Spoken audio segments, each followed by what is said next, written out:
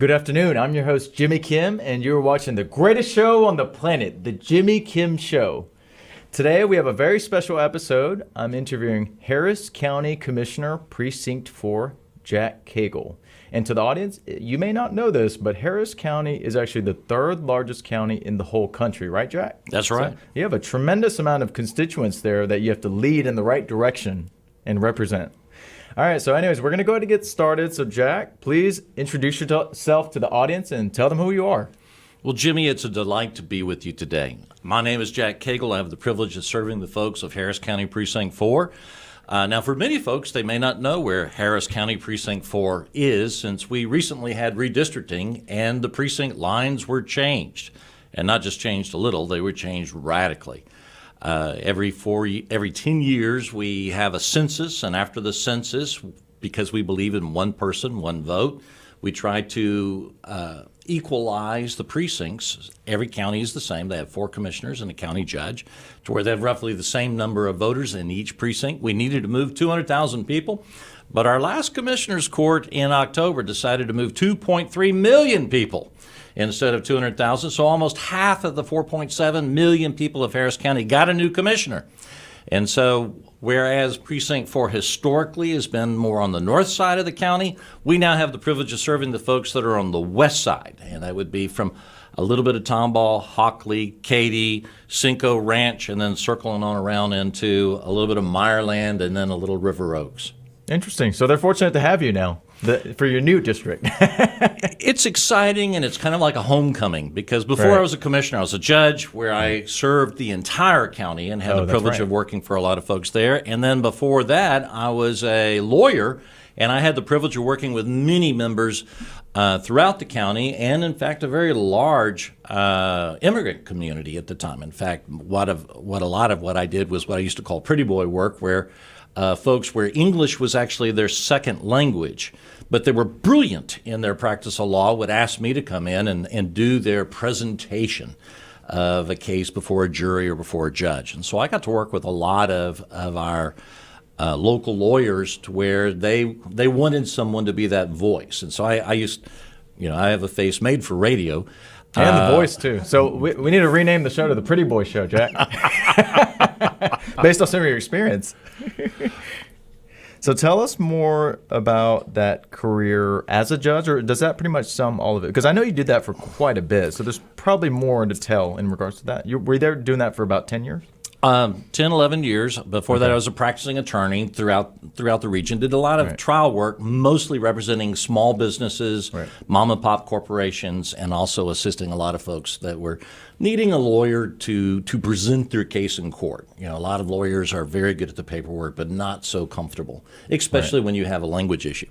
Yes. And so I did that work for almost 12 years there as well. You had a firm? I had a firm. Cagle and Associates. Oh. And so my offices were off of the 1960 area up on the north side, and then before that I actually was a partner in a firm on the south side of the county in the Sagemont area, Clear Lake area. Okay.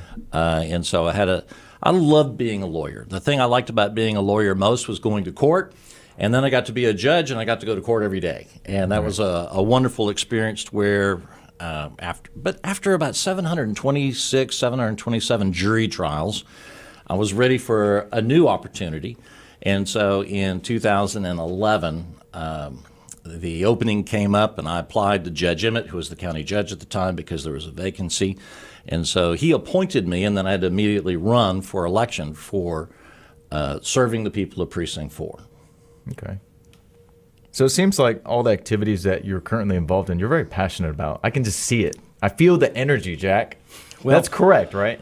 Is my intuition right? It is. One of the things about being a judge is you've got to make a difference in people's lives.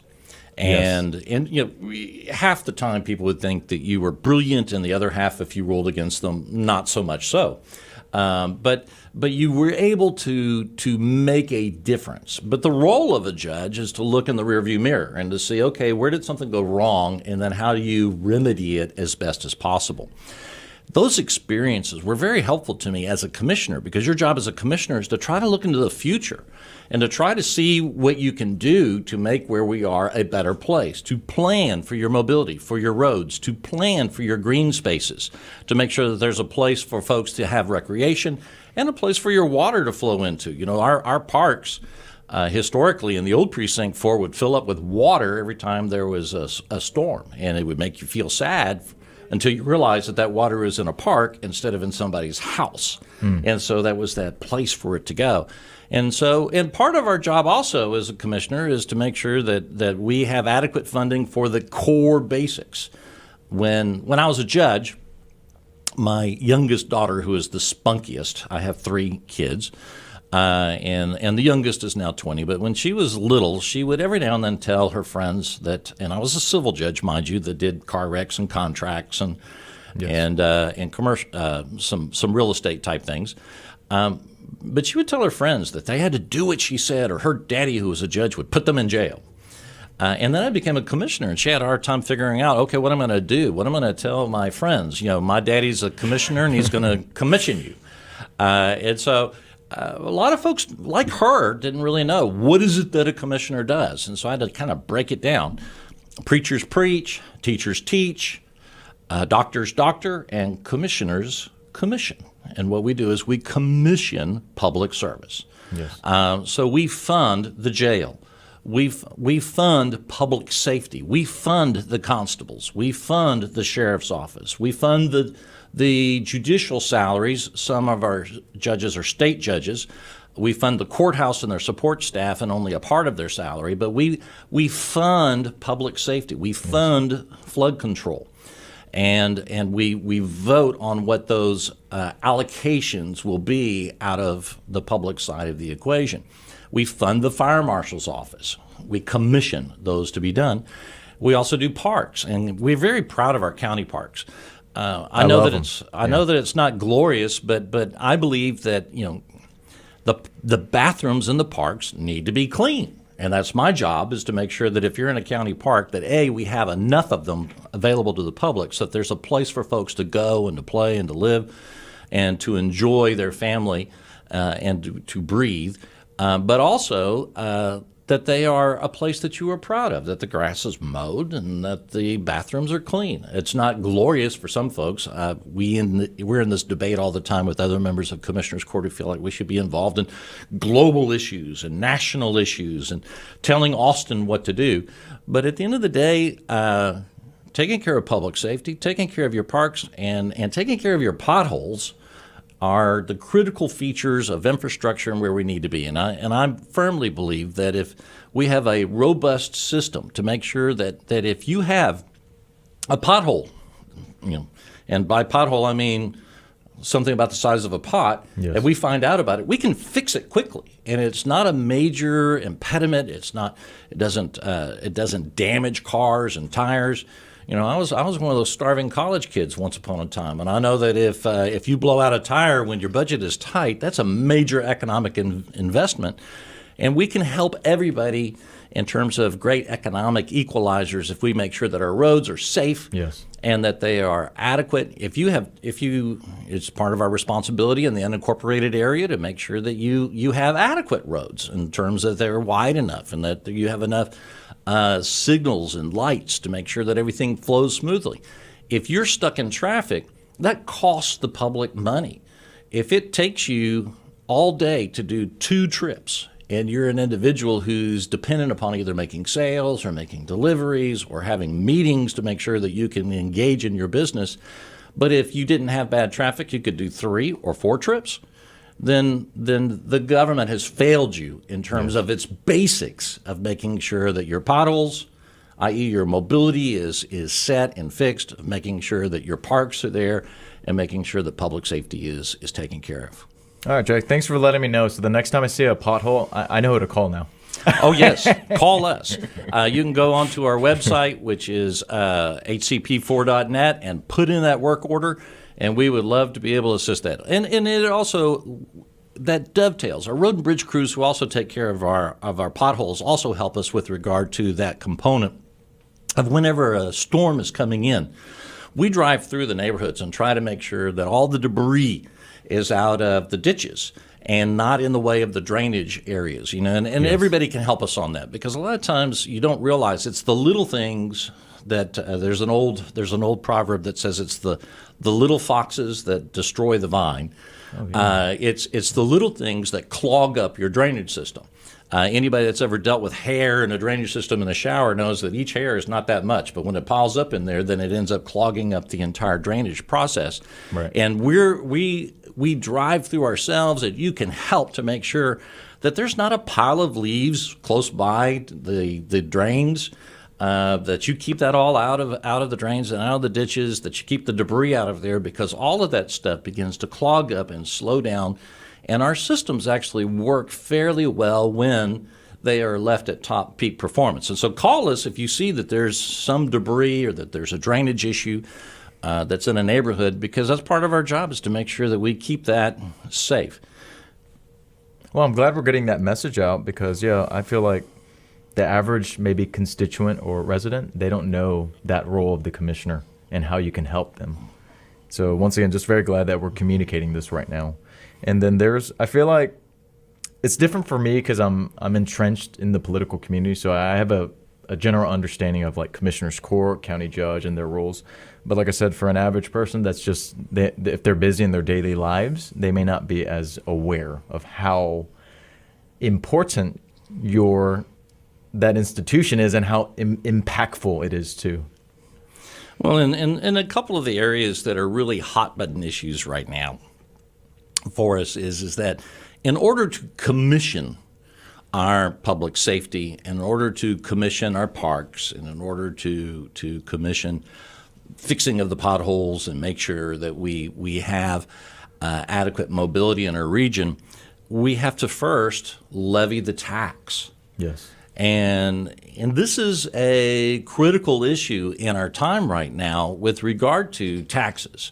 And I'm an advocate that we need to take a taxpayer perspective and not a tax spender perspective. I like that. Let me say it again. We need Please to look do. at it from the taxpayer's side of the equation, not from the tax spender's side of the equation. And we just recently had some drama in Commissioner's Court over this next year's budget. And in this next year's budget, when I say we, I mean the majority, Judge Hidalgo, Adrian Garcia, and Rodney Ellis voted for a budget that only gave our local law enforcement 15% of what they were asking for.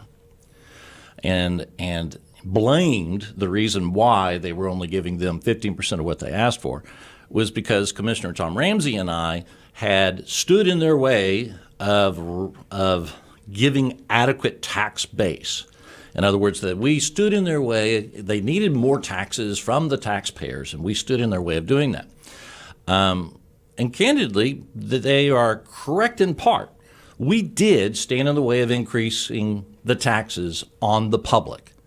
And it's very simple. Texas has a law that says that in order to raise taxes, you have to have 4 people of the 5-member commissioner's court to be present. And if 2 of them decide to vote with their feet, it breaks what's called a quorum. You have to have a quorum. Yes. And if you don't have a quorum, Texas law so protects, and this is in our Constitution going way back into the early 1800s, it so protects the individual's right to be protected in your property, to not be taxed out of your property. You have to have 4 members of court present. Now, they only have to vote for 3 to increase the tax, but you have to have 4 that are there, or you can't raise the taxes. And that's to protect the public from one-way taxation, because if the power to tax is the power to kill. And you can kill business. You can drive people out of their homes if you do not slow down. And despite Harvey, despite the Tax Day flood, the Memorial Day flood, the other floods that we've had, and despite the pandemic, property taxes have continued to rise in our region. And we had a choice to whether we could add on top of the increase from those appraisal values a maximum increase on the taxes. And there's a debate going on whether if they had been hitting the maximum increase from the 8% that they wanted 3 years ago, and then Commissioner Ramsey and I actually walked and did not show up and busted the quorum, Right. they estimate that that was worth about $220 million of what the tax spenders could have had to spend. And that's the fault of Commissioner Raddick and I 3 years ago. Tom Ramsey and I, in the last 2 years, have forced compromises on the budgets to where we fully funded the flood control, but we did not fund all the other areas that they wanted to tax in terms of raising that value. And so at the end of the day, what I proposed was a budget that went back to 2018 before we've had this radical expansion of all of these different programs that are sometimes hard to keep track of. And just say, let's just take that as a basis. The Harris County public has had to tighten their belt. Why should not your government? And instead of the government expanding and making those who are trying to recover from the pandemic, those who are trying to recover from their work and their jobs and their layoffs and all of this, instead of putting the burden on those folks who are trying to get back out there and engage in business again, let's share that same burden and not increase our tax burden on them. And so as a consequence, we have effectively slowed the growth of at least the amount of resources that would have come from the taxpayer, either 220 to estimates are between 600 million and almost $1 billion that could have been diverted, and that's a gift that keeps on going because you keep adding every year 3.5 on top of what it was the year before. Once you put that in, you change your base. And so where our controversy is that who's right? Am I right? Am Tom Ramsey? Are we right that we need to look at it from the taxpayer perspective and tighten our belt? If we went back to 2018, before we had all of these new programs where we're now in the county government spending tens of millions of dollars on early childhood education. Now, you may be a believer in early childhood education, but you've got this thing that's called 29 school districts that deal with education. Harris County doesn't have the job of getting involved in early childhood education, so why would we take money from the taxpayers who need to have the basics of government and put it into early childhood education? We even created a department of early childhood education now in Harris County. Not our job, but we still spend the taxpayers' money to do that. Free lawyers, all kinds of free lawyers for non-citizens in federal court. Anybody note that we're Harris County? Why is the county involved in federal court? affairs? And spending hard-fought tax dollars for that. And where's my free lawyer, by the way, since the county is handing out free lawyers in differing avenues? And so at the end of the day, if we went back to 2018 and just said, okay, we'll just tighten our belt and go back to there, and then gave to our local law enforcement what it is that they asked for what they needed to be able to stop the crime-demic. To look at our local, instead of looking to Chicago's, and oftentimes Chicago is touted as a best practice, or LA, who is touted as having a best practice by the majority on court, instead of looking at them for best practices, and oh, by the way, since we've been following Chicago as a best practice, we're now number one. We now have more murders than Chicago, back and forth. I think that they may be slightly ahead of us right now, but we're in a neck-and-neck race with Chicago for the most number of murders. Go figure. We follow them as a best practice, and we start to emulate them with regard to the crime. It's wrong. We need to ask our local law enforcement what to do. And quit spending millions of dollars of the taxpayers' money on studies as to what other people are doing, because people aren't fleeing from here to go to Chicago or fleeing from here to go to Seattle or fleeing from here to go to Los Angeles. They're leaving those places to come here to be safe. That is, and to engage in business. Right. And so in terms of that, we can fund everything that our local law enforcement desires, utilizing the wisdom of our local law enforcement instead of all of these folks out there. And these studies. The studies. And by the way, whenever you hear somebody say that we're going to be smart on crime, normally that's a precursor to saying that they're going to deny your local cop what the local cop wants. They're going to be smarter than your local cop on how to figure out how to stop crime in the local cop's neighborhood. That doesn't make any sense. Well, we're going to be smarter. I'm smarter than the cop who's actually working the streets, so I'm going to decide what they need. And so you ridiculous. get into this, you get into this whole bit, and I'm sorry, it's almost insulting. It is very insulting to that law enforcement officer. Because they're out there on the front lines risking their lives, and most of the people saying what you just said, they're at a desk in an office. We're going to be smart on crime, and we're going to give you these tools that you didn't ask for because we're smarter than you. Right. And when most of the time, our local law enforcement, what they really need is more boots on the ground. Agreed. They just need presence. Yes. They need hands, and they need to be backed up in the court system. Right. Our prosecutors right now, if you're a public defender, you get paid twice as much as an entry-level public defender. That's those who defend the accused.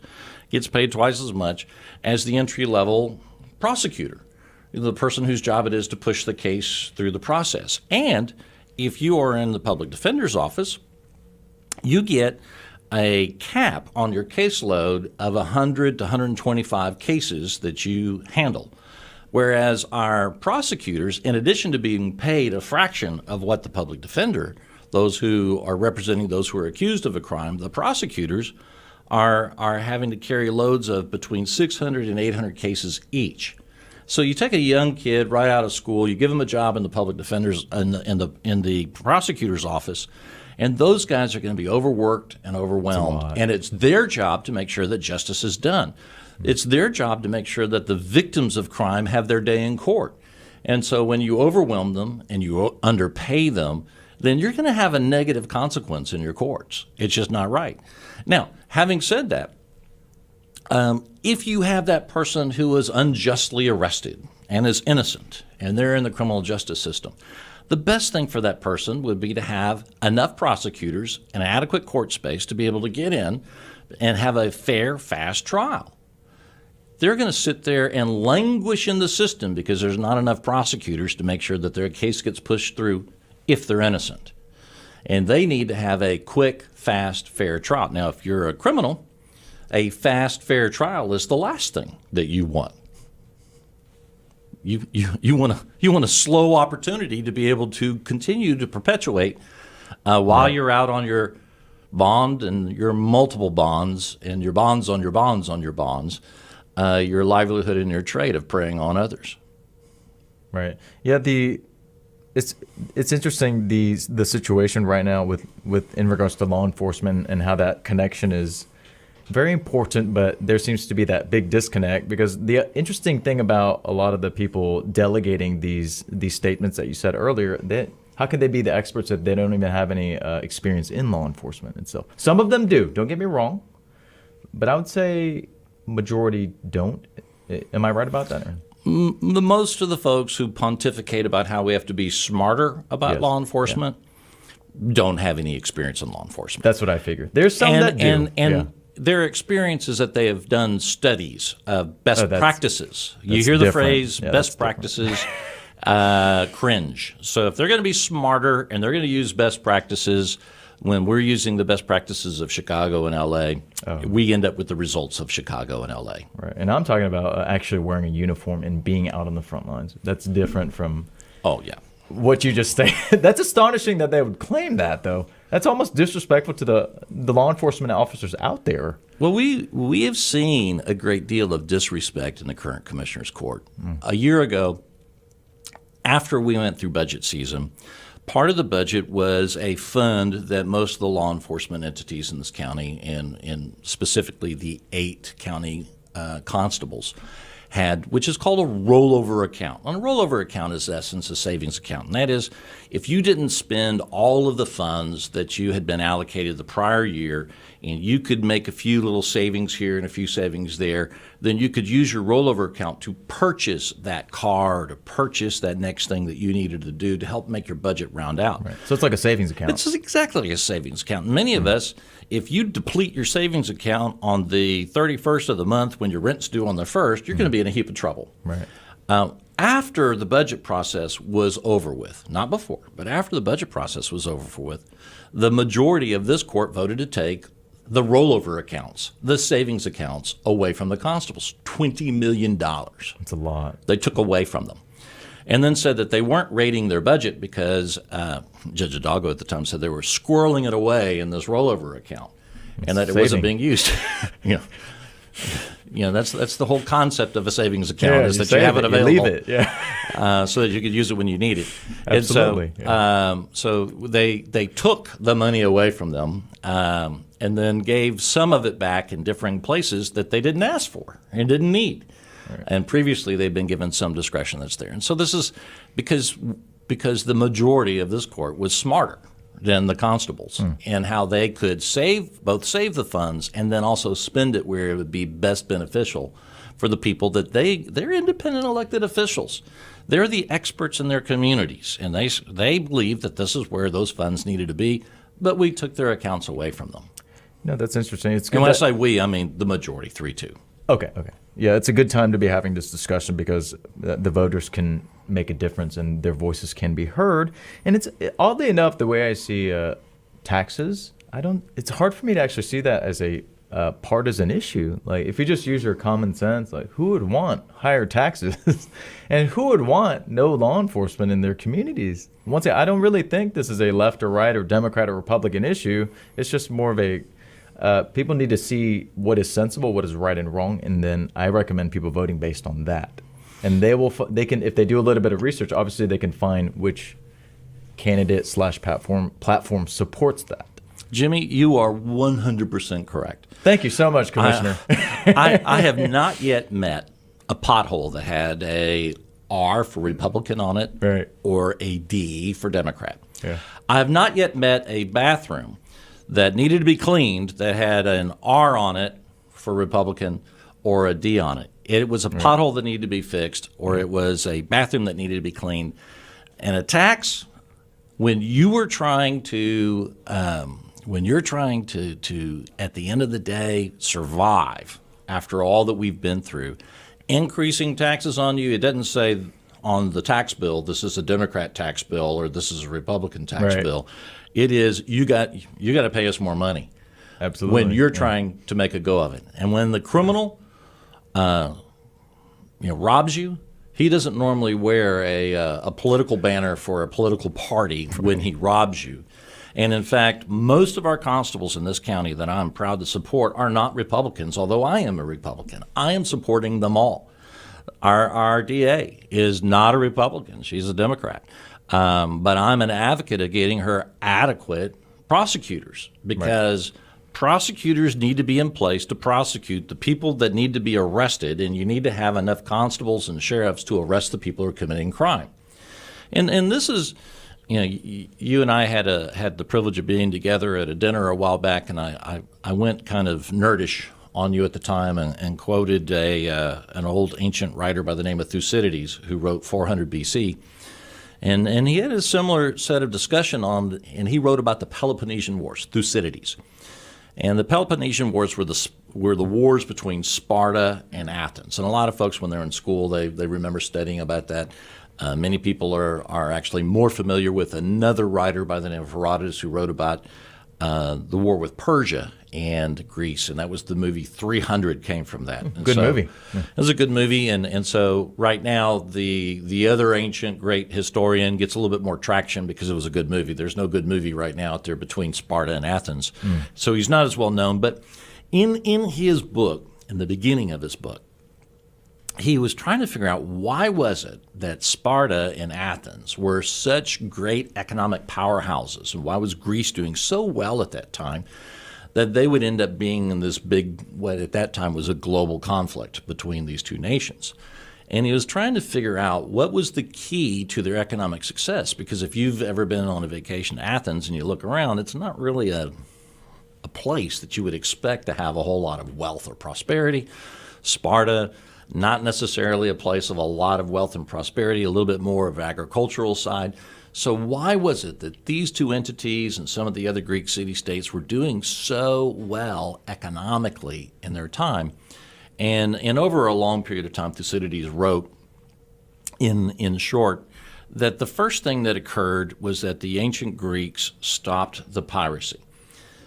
Piracy was rampant at the time, and it was of such a level to where people would actually proudly say, what's your trade? Well, you're a media person, and someone else might be a lawyer, and someone else might be an accountant, and I might be a pirate. And it would be, oh, okay, nice house business. It wasn't a big deal of what your trade is. And the ancient Greeks gathered together and put together a navy to stop piracy, because the pirates would raid. Why would you grow a crop if it was going to be raided and you weren't going to make a profit off of it? Why would you put that crop on a ship if the ship was going to be stolen or sunk? And so the first thing that they did is they banded together and they stopped the piracy. And then they invested in their infrastructure, their ports. You can go into the ancient world today and see these beautiful ports that were there, which encouraged commerce. Yes. Places, these public places where you could come in, the agoras and the stoas and whatnot. And because of the ability to engage in trade and the places, the public forum to engage in trade, the infrastructure, as it were, in place, they prospered. And it ended up that Sparta and Athens ended up fighting each other at the end. But that, in a nutshell, is the key to the economic prosperity of ancient Greece. Was they stopped the pirates and they invested in their ports and their ships and their infrastructure. And I would contend that the same thing is true today.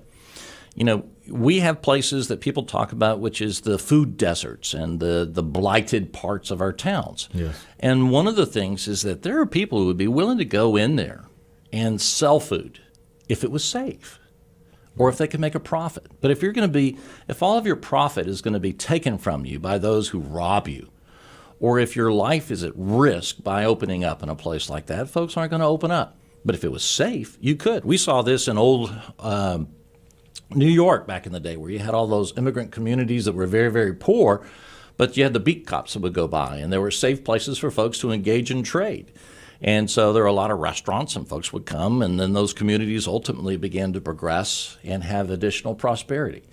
And I believe firmly that if we provide safety, if we stop the piracy, and if we invest in the infrastructure, make sure that you've got beautiful parks to be able to relax in that are safe, that you've got your sidewalks are clean and your streets are clean and that your potholes are fixed, and you invest in your infrastructure, that commerce will naturally flow. Yes. And that we all...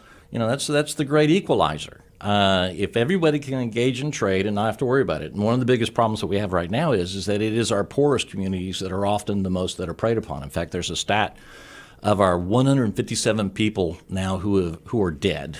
Let me say that differently. 157 people who are dead. They're not with us. They're not living. They're not breathing. Yes. And every time I think of it, it makes me shudder and makes me just cringe, grieve. Yes.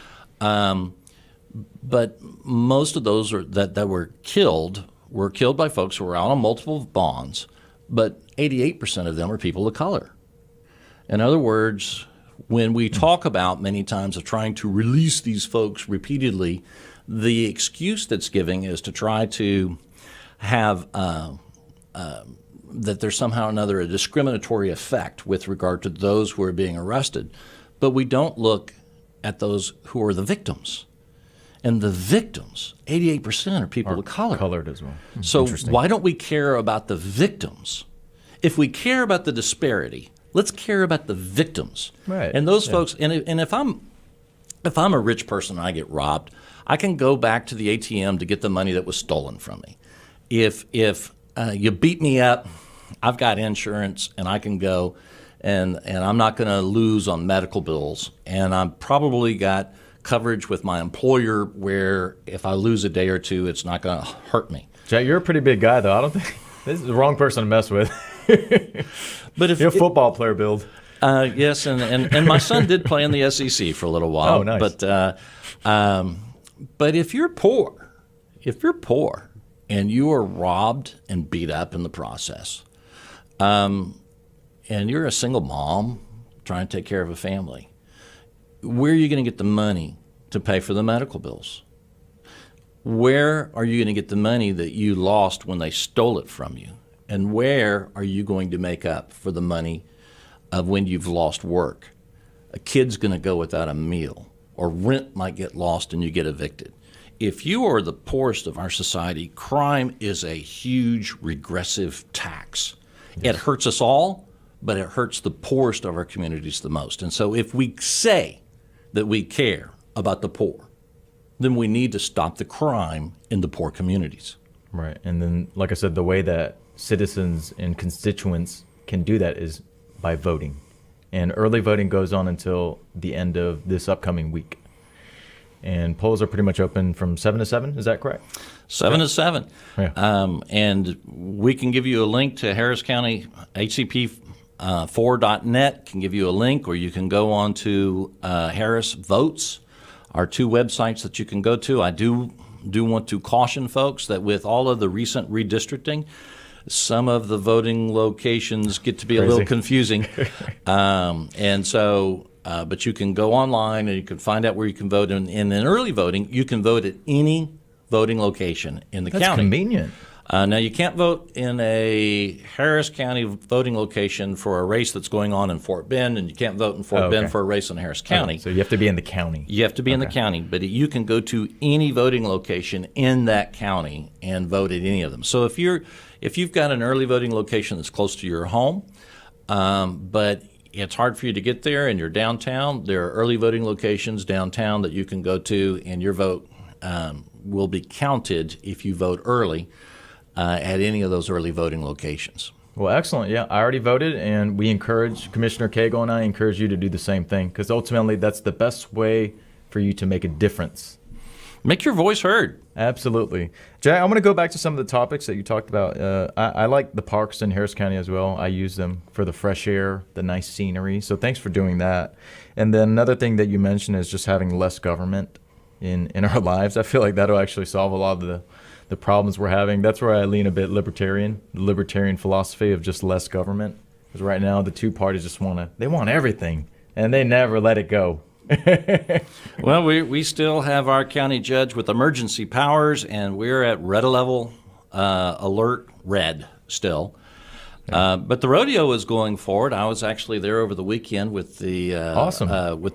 We had our kids that were competing that were special needs kids, top hands, and that's a great program. And so I got to be there for their entry day parade. That's cool. For the special needs kids. And I got a buddy that I'm really proud of. He got a belt buckle in riding in one of the little competitions they have in there. And so you can go to sporting events, you can go everywhere else, but if you try to go into a county building, we're still on red level alert. And we're under emergency powers. Yeah, I'm a big fan of the rodeo myself. So, yeah, like the culture, good attraction for the city, kind of bring people together as well. And it's a lot of fun too. Yeah, and entertainment is important in the city because people want to do fun things too outside of work. Absolutely. So events like that, I think, are critical to the greater Houston area as a whole and Harris County. And it's a great economic driver too. Oh, absolutely. Another thing is, so for those that are watching that are not from Harris County, that covers like most of the greater Houston area, correct? And what other cities does that? Harris County actually has 39 cities. 39? Okay. 8 of which are not named the city of Houston. Okay. So what are some of the big ones, like for the people that aren't from around here? Our larger cities in Harris County would be Katy, over out in this area, and then Tomball, and then in the old Precinct 4, we had a little sliver of Katy. We had Spring Branch, which is city of Houston, which is in there. But you had Jersey Village, you had Tomball, you had Heights, you had Humble. Pardon me. You had Kingwood over on the other side. We had, and it's a pseudo city, but we had Woodlands, and a lot of folks don't realize that much of all the growth of the Woodlands is actually in Harris County up on the north side. And then we had Old Town Spring, which is a pseudo city there, in Cypress Creek. Over here in the new Precinct 4, we have Hockley, which is actually not a large city, but it's and a piece of Waller, which are good cities out in our more rural area. Daikin is a huge manufacturing plant that opened up over there near Hockley and Waller. And then, of course, we still have Katy and then Cinco Ranch down on the south side. I'm not quite sure of what its incorporation status is, but we have more people that live not in a city than those who live in a city in Harris County right now. And that's an interesting stat. And when you are not in a city, then your county commissioner is your primary source of services in terms of the government. We would be across at that place of both your mayor and your governor in terms of that. And to give a little grasp of the size of Harris County, if Harris County were a state, our population would be roughly the same size, maybe a little bit larger than the population of the entire state of Louisiana. Yeah, it's huge. And so in terms of each precinct, in the old precinct 4, because we were pushing up before equalization, we were pushing 1.3 million people. We were larger than 10 states. And now that each precinct is down to 1.1 million, we are larger than 8 states. Each of us are. And the states that are close to us in size would be Maine and Hawaii in terms of each of your 4 precincts. Okay. Yeah, let's go ahead and move forward because we have to wrap this up actually pretty soon. Time flies when you're having fun, right, Jack? Well, thank you so much. I appreciate getting to talk about these things I'm passionate about. Oh, absolutely. Like I said, I feel it. I feel the energy, which is great. So initially, why did you decide to get into politics? And then second, what does a day as commissioner look like? Because I know you're you're very active and out there in the community, which I like. Because I like it when the elected officials are out there speaking to constituents, getting to know them, and hearing concerns about what's going on. I credit my grandfather with why I am in public service. And when I was a young child, he would say that every few generations we had someone that would go into public service, that you could pursue money and that was fine and good, but that every few generations we had someone that went into public service, and it was about time that we had someone to go in. And so from a very young age, he would share stories of the people in the family that had our first ancestor that came over here fled religious persecution but was a judge and served as a judge. And he some of your folks will know that my common law name is Cactus Jack Cagle. Oh. And Cactus Jack Garner, Vice President Roosevelt, served in 3 branches of government. He served as a judge in his early days, and then he served as a Speaker of the House, and then he was Vice President under Roosevelt.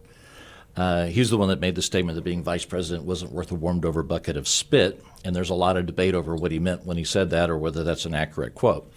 But in terms of that, the idea of if I worked hard and studied hard and pursued public service, it was time for us to contribute back to this great country that has been so good to us through these generations. And so that inspired me. My grandfather ended up being the best man in my wedding, and I've been married for almost a little bit past 40 years now. Oh, congratulations! And so he's long gone, but I like to think I was a judge before I was a commissioner, and as a commissioner, right, when I'm working in the precinct, it's very much like it is the executive branch clearly. Yes. And then when we are downtown working in that body of 5, it's like being in a Senate. You have to work with each other to try to. Right. And prior to 3 years ago, we actually worked really well together, even across party lines, to try to pursue what was the best for the people. And maybe COVID is what kind of threw things off there. No, I think it's the new kids that came. Oh, okay. A different vision for how things should be done. We shifted from where we tried to work together, and very rarely did we vote where it wasn't 5-0 and unanimous. We would work on things until we could come up with a plan that was good for everybody. I like that. And now we vote 3-2 on most issues. Okay. All right. So what do you see as the future of Harris County, and then future for yourself, Jack?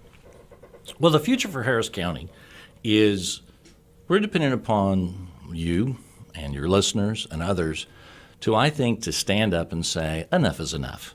We need to end this crime-demic. We need crime-demic. We need to end this spending spree and this bloatedness of government.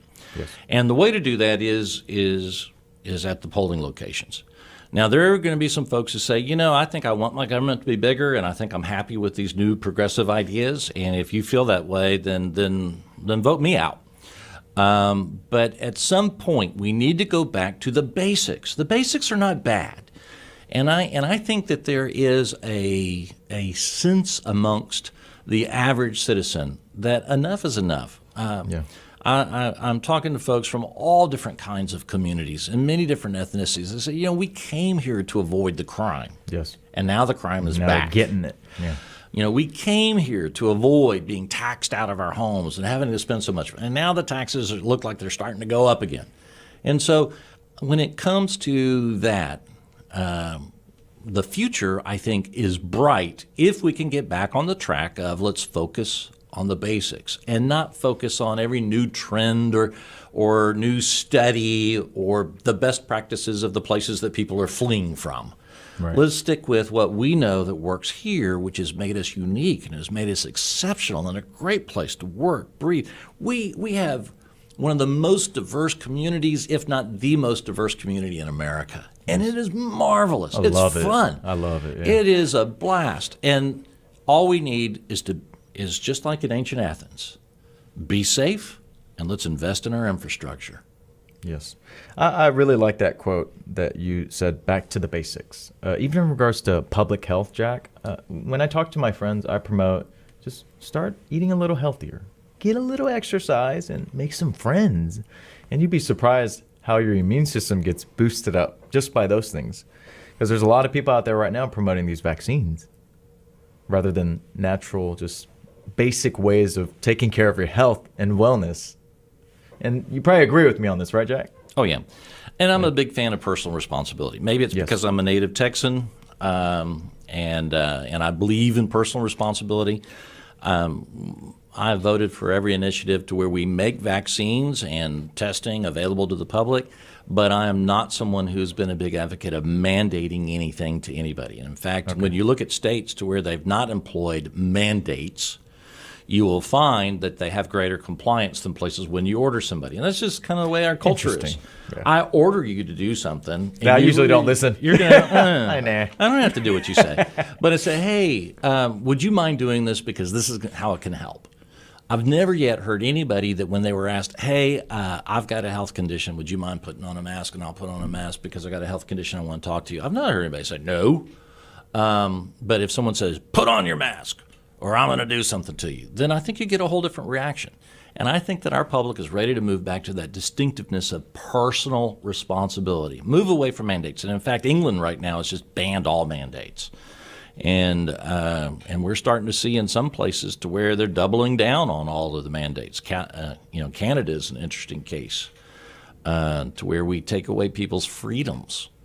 And unfortunately, I'm not a big fan of taking away people. I'm a big fan on asking folks and giving them compelling reasons and letting them make their own decisions and choices. Yeah, those people that try to force me to wear a mask, I tell them to pound sand. Happy, by the way, to the audience out there, happy President's Day. Any thoughts about, any reflections about that? This is such a special day to be here with you, Jack, on President's Day. President's Day, and of course on President's Day, we initially honored it because of George Washington, right? Who we should all remember with great gratitude because he was given the opportunity early on with the army at his back to have turned us into a dictatorship. And he resigned his commission and stepped back and allowed our nation to flourish because he did not abuse that spot, but he loved our country so much to allow us to continue to develop ultimately into the Constitution that we have today. Abraham Lincoln. And we talk about Abraham Lincoln quite often in Precinct 4 and his cabinet, where he actually had people of differing views and perspectives that worked on his cabinet. Interesting. So that he could hear the differing arguments and thoughts so that he could make the best decision. And I try to employ that in our cabinet in Precinct 4 to where I actually have quite a few folks of very different views and perspectives that work in the differing positions in the precinct, and I like to I like to hear from everybody. The ancient Romans had a phrase that was called the Tertium Quid, which is roughly translated the third answer or the third solution. Interesting. A lot of times if you have somebody who has one answer and you listen to their reason and you listen to a second person with their answer, and you listen to what they're both saying, many times you'll come up with a third solution to the problem that incorporates the best of both of those solutions. And so That's interesting. We need that more right now in society. 'Cause Oh, absolutely. It's usually, my way or the highway. Or not if being able to you- tolerate If you other disagree people's- with me, I'm going to cancel you. Yeah, that's what I see a lot right now. Yeah. So don't get me wrong, I'm very strong in my views, but I'm okay with entertaining other ideas and listening. I don't get emotional or heated or angry and start calling people bad names just because they have a different view. And that's why I like this story you're telling me. All right. And you had a second part to that, and I forgot. I got all caught up in talking about the Tertium Quid. Yeah, it's okay. So we'll go to what's some of your best moments from your career thus far, and then whenever you had adversity throughout your career, how did you deal with that and keep moving forward? Two-part question. The best moments are where we get to help people. We have a community assistance department. You can go to our website, hcp4.net, and type in something, but our community assistance department doesn't discriminate on whether you're in Precinct 4 or 3 or the old 4 or the new 3 or in a city or not in a city. But it's their job, if you're a member of the community, to assist. And it's really a wonderful way of us being able to make a difference in people's lives. And during times of crises, I'm out there with the crews. During the ice-pocalypse, I was out there. My job is not a very glorious job, but I ride around in the county Tahoe behind with the lights flashing so that our folks who don't know better don't tailgate and smash into the back of our truck that's about to lay down rock on a bridge. Right. Because they get too close, slam on the brakes, and you can damage that vehicle. Right. And or if they get too close when they turn the switch on to start throwing the rock, they get their front all ground off with the rock as the spinners come out, because people here are just not familiar with it. But in the storms, I'm out there with the crews. I remember Joe one time when he was working for Ed Emmett, and it was during a Harvey, had told me that somehow or another there was a helicopter crew watching me lift little old ladies up into the back of a dump truck because we didn't have enough high water rescue vehicles, and so we were using our dump trucks to rescue people. And Joe thought it was really, really cute watching me from some eye in the sky lift little old ladies up into. Joe was in the studio room. That's why I'm looking over that way. And so it's those moments when you get to help people that thrill me the most. When you're able to put that road in or fix that little thing there, that's what helps most. And then that second question that you asked. Yeah, we're going to wrap it up from here. I have one more question, but I'm glad to hear that you were here during those times of crisis, because some people fled. I'm not going to mention their names, but we are well aware of who left. But the last question to wrap up the show, Commissioner Cagle, is 3 tips to be successful as an elected official. As an elected official, I'm often told I'm not a good politician because I always try to figure out what is the right thing to do. And I may get unelected because I felt like it was not the right thing to raise taxes, and I feel like it is the right thing to support our law enforcement. And for a while there, that wasn't very popular to be on the side of law enforcement, especially not amongst the majority of our commissioners' court. Right. But do the right thing for the right reasons, and let the chips where they fall. And maybe that's not a key to be successful in politics, but at least it's a key for being a successful person. Yes. And then I would add, and this goes to a prior question that you asked, to be successful, always ask yourself 2 questions. And this comes from my grandfather, who was my best man and who gave me the name Cactus Jack.